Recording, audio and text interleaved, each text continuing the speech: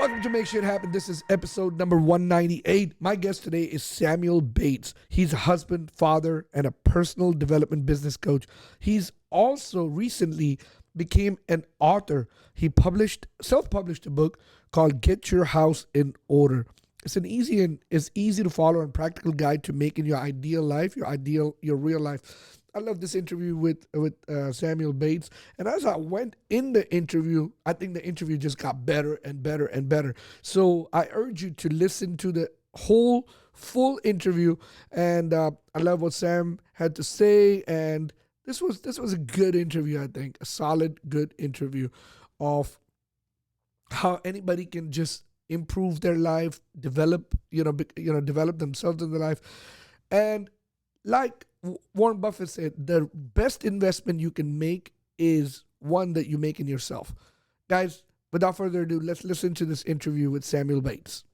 Hey, Samuel, thank you so much for joining me today on this Zoom podcast, us connecting via this great thing called the internet. Thank you so much for taking your time. And I know you're not at home. I know you are traveling right now. So again, I appreciate you joining in. Yeah, thank you so much for having me and being patient as I took some time to get back with you on it. No problem. So, Samuel, I know you're a personal development coach, and of course, I know you're married. You have kids. Tell us a little bit about you and your personal development journey. How did you get into it? How did you become a coach? A lot of people, when they see someone that's like a personal development coach, well, how do you do that? What made you become a personal development coach? So tell me a little bit about your journey. Sure. So, growing up, I always kind of had like that drive, motivation, and ambition, really no basis for it. I didn't, I'm not knocking my parents here, but they weren't really driven or ambitious. But I always had a craving and a desire for more. So as soon as I hit adulthood, I just started reading all the books that I could, the classics, Think and Grow Rich, Richest Man in Babylon, all the mindset and personal development books that are kind of the historical ones, right? And then with, again, the beauty of the internet there, I was able to start tapping into the minds of some of the greatest business people right now, investors, you name it. And that's how I was spending my time, right? Even into my 20s when friends were drinking and partying, I was studying those who are better than me, who have what I want. So, it was about a 10-year journey of working on that. And then when I would have friends or family members who were experiencing something that I had now experience with, because I've read about it and I've learned about it from the best there is, I was able to kind of say, hey, I read a book about this and this is what I think you should do. Or I took this and I implemented it into my life and I've had success and I think you should do the same. So the development of becoming a coach was almost just because people were asking me so much, and then their feedback was, wow, I did that and that worked. I'm like, well, right. It worked for them. It worked for me. It's going to work for you. Right. So inevitably, I just decided maybe I should give a little more time and energy to this, and see if there's a way to not only help people, but monetize the knowledge that I've gained. I'm surprised you said Richest Man in Babylon. I've been wanting to read that book. I haven't gotten a chance to do so yet. I mean, of course, I've read Think and Grow Rich by Napoleon Hill, and I listen. I'm a big Jim Rohn fan. Okay. So I watch. I listen to him all the time, and he preaches about that Richest Man in Babylon. Says it's a very easy to read book. Very. And I mean, I definitely. That's on my list to get that. Maybe in December I'll get that book finished. So you go on this journey of becoming a personal development coach, and because just by mere accident, I'll say, or more like people, your friends and family asking you, and you're like, oh, you know what, I can do this. I can probably help people. I need to help more people and make it a business out of it. So that's good. And then I know recently you wrote a book, correct? Yeah. Yep. I wrote a book called Get Your House in Order. Okay. So to get your house in order, number one, the title. What is that? Where did you get the title, and why did you come up with that title? So it's a title that most people can relate to because they've heard somebody say get your house in order if they're talking about financially, if they're talking about, survival wise. You hear a lot about it in the pandemic, that get your house in order, inflation and empty grocery shelves, what have you. And the genesis for me was realizing that there's multiple facets to my life, and that although most people don't like to compartmentalize aspects of their life, if you don't separate it, it either bleeds into something else or it becomes an excuse why you're not working on it, right? So when I developed the room that was my career, because I was so frustrated in the career that I had chosen, I just had an epiphany one day that I feel like I had been in this room, which was my career, and I had changed the furniture, changed the paint, done all the things to make this room better, but the realization was the room was just wrong, right? And then I went, well, if I come to terms with the room I'm in will never be good enough because the room I need to be in is over here, then I can work on improving what this room will look like instead of keeping on trying to change this room. And then when that worked for me career-wise, I went, well, if I did this with my fitness, if I did this with my marriage, if I did this with my kids, things could be better. So I implemented it into my own life, had tremendous success with it, and then tried to conceptualize it so that I could put it into words and an action plan and give that information to others. So when you say room and you change the furniture and you change this and this, to make it simple, you basically saying like your job was one room, your career was one room. Correct. Okay. And like health and fitness is another room. Yeah. When you are saying room is just basically is that facet of life, or that's what it is. Exactly. Am I correct? All right. Absolutely. Just to simplify for our audience right there. So this book that you have, Get Your House in Order. Uh-huh. What is I mean, is it something that how you want to teach people? Tell us a little bit more. Yeah, so the subtext of it is an easy to follow and practical guide to making your real life, or your ideal life, your real life, excuse me.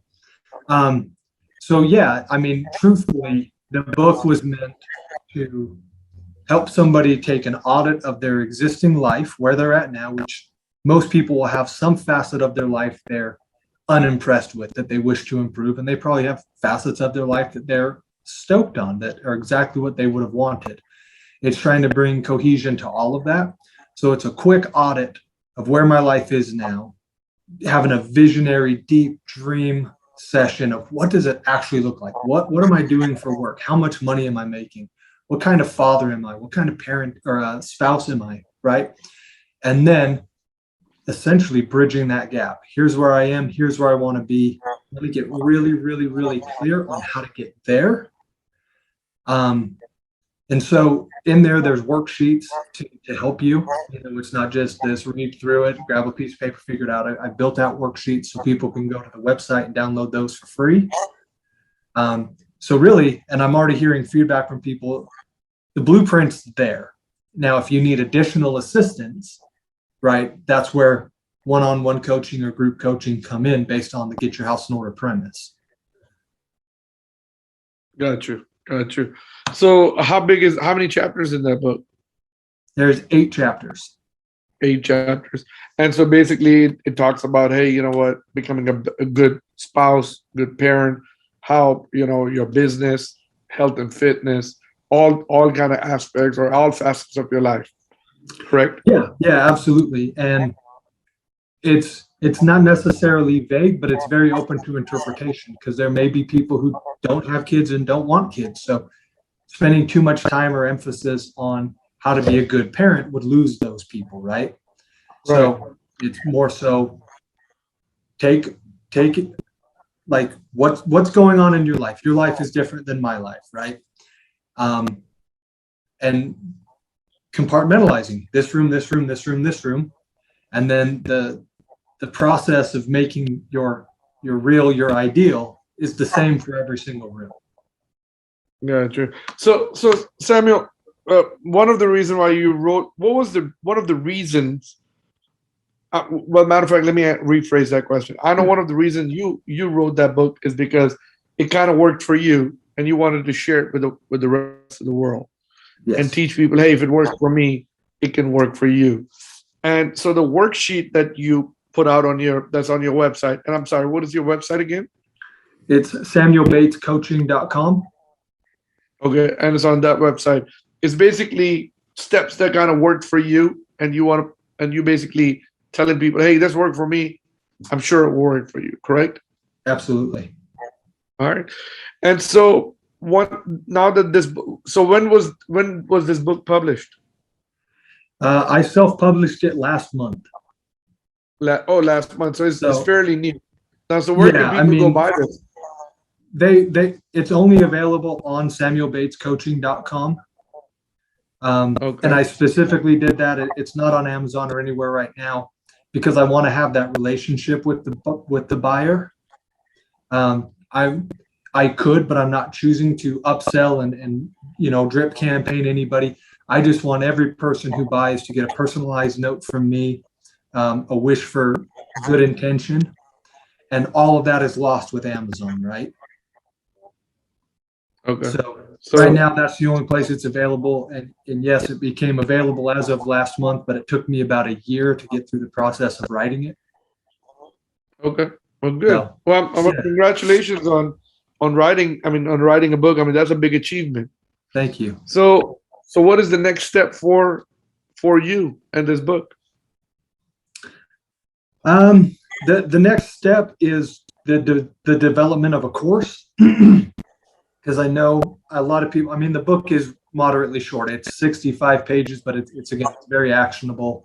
Um, I don't fluff anything up. We just get right to the point. We figure out how to do it, and then we start implementing. Right. Um, so the next thing would be a course, so those who don't want to read can follow along for the visual learners. Right. And then I'm in the process of building out what will be the one-on-one and the group coaching based on the Get Your House in Order premise. Okay. Well, that's awesome. That's amazing. You look like you got a couple of things coming up over here.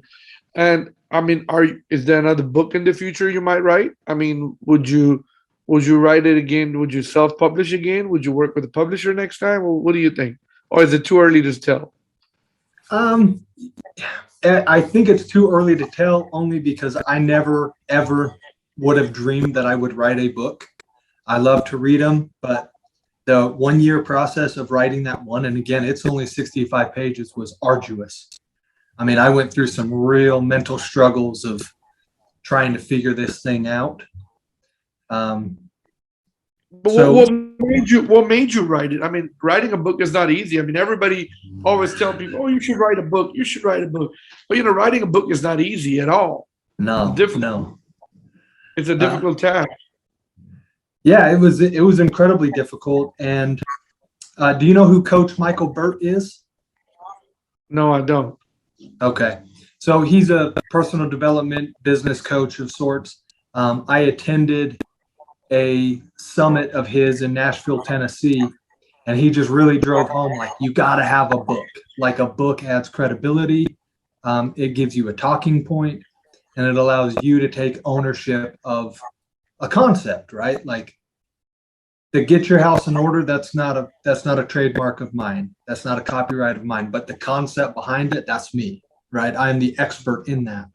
Um, and I just felt like having a book out into the world may expose me to people who otherwise would have never found out about me. And to not get it twisted at all, it really is not about me. Like I believe that what worked for me can and will work for so many other people. And so I was like, I'll make a quick short book that's matter of fact, to the point, and actionable. And then I hope with my most sincere intentions that people are able to take it real and make something happen for themselves. Nice, nice. Well, I mean, I wish you good luck on this book, and I mean, I wish you good luck on your personal development business coach Thank you. business. So tell me, how can people, if people want to find you, want to see where you're at on social media most of the time?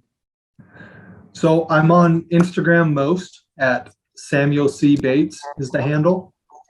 Okay. I spend a lot of time on LinkedIn because I feel like a lot of the conversations are more elevated. You know, people are more willing to have a conversation there. Um, and it's just Samuel C. Bates on LinkedIn. And then I co-own a business with my wife, so I'm often on her Instagram as well, trying to market and get her products out. What is that product, if you don't mind me asking? Yeah, no, it's our core business offering there is a magnesium cream that's natural and organic, handmade, that has a multitude of uses for it. And it's been a fun business that is growing quickly and keeping us on our toes. Nice, nice, nice.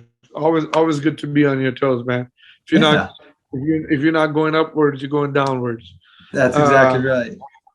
that's exactly right. So Samuel, I appreciate you coming over here, coming on the show, sharing little stuff for us.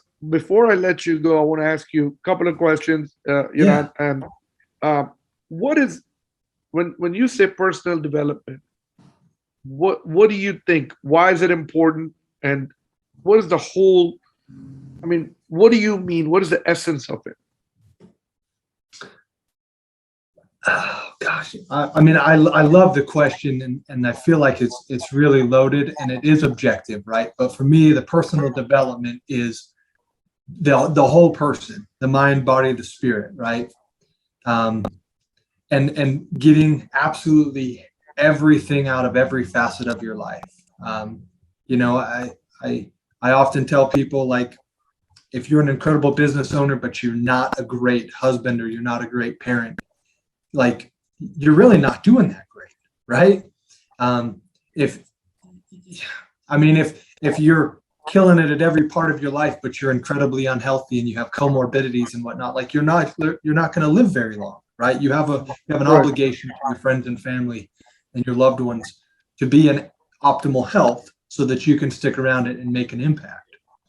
So personally developing for me is the total picture, you know, financially, at home, in business, in the gym, you know, and the more you have, the more you can give, which is, in my opinion, the whole purpose. I love that answer. I mean, that's a good answer. So, Samuel, do you have a goal? Hey, this is how many people I want to inspire. This is how many people I want to kind of touch, through whatever, through social media, through whatever. I have a goal. I mean, I'm just wondering, do you have it? Do you ever think about it like that? Like, hey, this is what I want to do. This is how I want to make a difference. You might not have a number, but is there something that makes you tick? You know, I don't have a number, and I'm not trying to be humble with this response, but if, like, literally when one person says reading your book or something that you said made an impact in my life, literally it made it all worth it. Like, writing that book was really, really hard. And I don't want to discourage anybody from writing one by saying, oh, it was so hard, right? But it was freaking hard. But the first time somebody got a hold of it and then said, I had a major breakthrough, which actually just happened last week. The person kind of gave me a crap sandwich. They said, I got the book. I didn't expect to get anything out of it, but I thought I'd give it a read. And it really made me evaluate my life and see where I was lacking. And now I have a plan to improve. And I was like, well, the whole year's worth of writing was just paid for. Yeah, you know what? You're right. I mean, uh, that is so true. I mean, I think someone sent me a message one time on Instagram and say, hey, I did this and this kind of change. And I'm like, same thing I went through. I'm like, that's all it took for me doing Yep. all the work. All it took is that one person. I totally can relate with you how you Yeah. felt. I mean, if mine was just on a couple of posts. Yours was a whole book, but I can, reaching that one person means everything. So I get it what you're saying, and Yeah. and I think that by itself is priceless, right? Yeah. When someone gives you that kind of credibility on that. So yeah, Yeah. I believe Well, and yeah. just to mention, like, I didn't write the book to make money. Like literally, I thought if this works for me, I owe it not just to people in general, but all the people who gave knowledge to me, right? The Jim Rohns, the Zig Ziglars, all those people who, yes, they monetized their books, but they had value to add. I make $0 on my book, like zero. I buy it. I have a shipping cost that coincide with this book is literally free to the end user and just covers my costs, essentially. Absolutely. Well, that's good. I mean, you just and I mean, hey, you got to start somewhere, right? Right. Yeah, you got to start somewhere. All right. So, last question I'm going to ask you is, and I ask this to all my guests: if today was the last day on Earth, okay, let's say you ended up living 100 years old, had a bunch of kids and grandkids, and had a great fruitful life.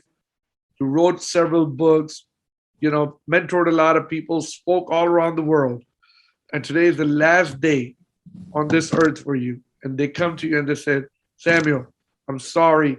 Everything goes with you. Your books, your YouTube videos, your all the motivational videos you did, all the speeches, everything goes with you. But here goes a pen and a paper. Write three things on it.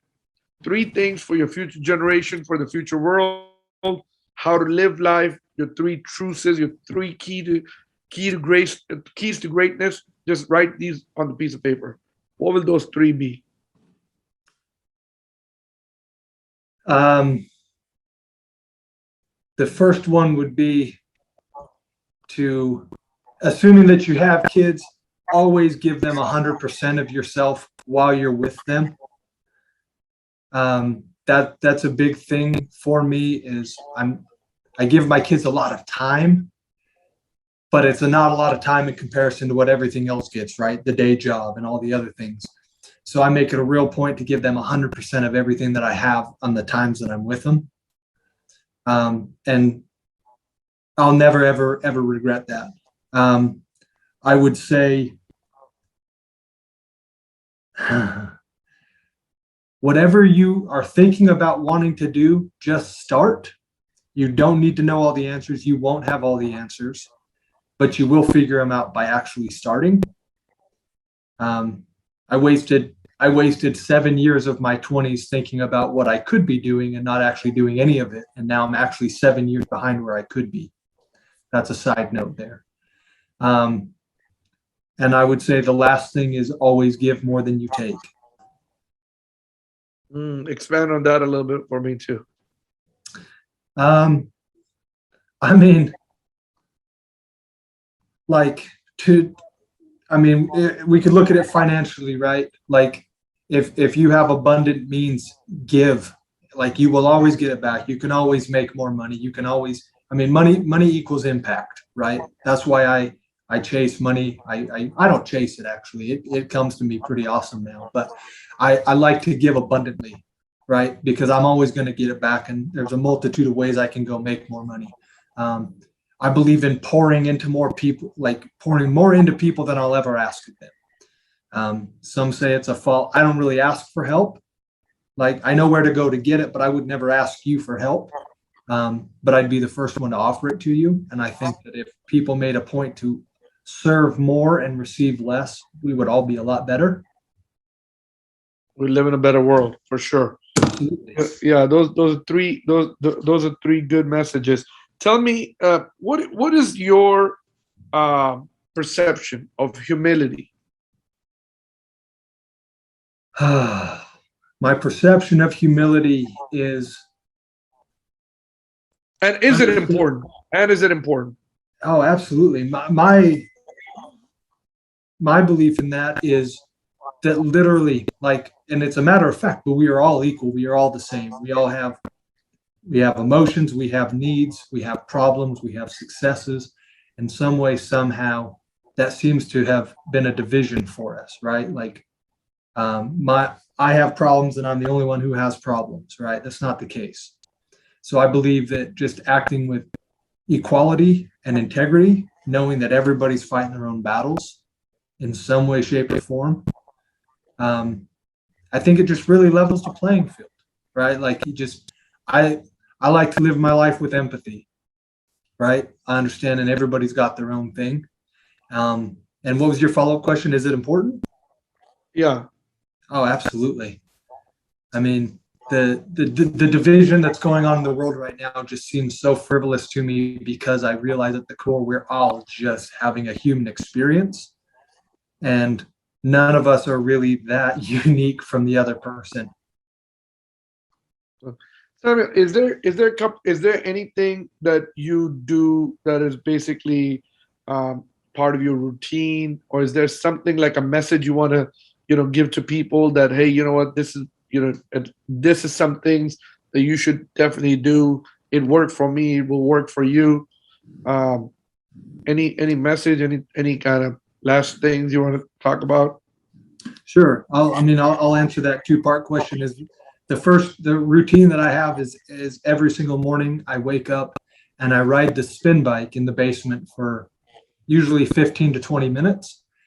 And it has little to do with health and wellness and a lot to do with I hate it. I absolutely loathe it. But it's that Brian Tracy concept of eat the frog, right? When within 2 minutes of waking up, I've committed to doing something that I really, really don't want to do, that is super uncomfortable. From that moment on, the rest of my day is actually a lot easier because I already crushed something I didn't want to do within 2 minutes of waking up, right? And I've made a decision that the first time I ever look forward to riding that bike in the morning is the day I will stop doing it. And I'm going to go find something else that I hate and that's uncomfortable to start my morning with.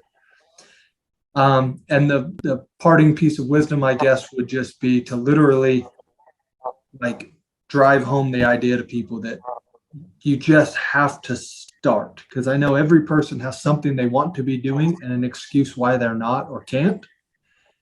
And I bet you in a 5-minute conversation, I could crush your excuse and explain to you why you could and should do what you're doing. And all you have to do is start. So one message for you, for people, will be just start. Stop thinking about it and start. Yes. I did a video. As so many mentors before us have said, action cures anxiety. So whatever you're afraid of, take action and you'll be fine. Yeah. I don't know who said that, but they said that you don't have to be great to start, but you have to start to be great. There you go. Absolutely. Yeah. And so that's good. Thank you so much, Samuel. Thank you for coming over here. Thank you for sharing some insights with me. Thank you for your time, because and I appreciate it. Time is something that you can is not something that's irreplaceable. So I appreciate you donating your time to me and my audience over here. And thanks for sharing some insight. Hopefully I get you back over here, in a year or so, check back with you, see how is everything going, and see how the book went, and if there's a second book on the way. Okay, sounds good. I appreciate you so much for having me on again, for being patient with me as I navigated getting here. Absolutely. Thank you so much. Have a good one. I hope you enjoyed this interview with Samuel Bates. If you listen to us on Apple Podcasts, if you subscribe to this podcast on Apple Podcasts, please rate us and review us. Please keep following the Make Shit Happen podcast. And thank you. Let's go out there and make shit happen.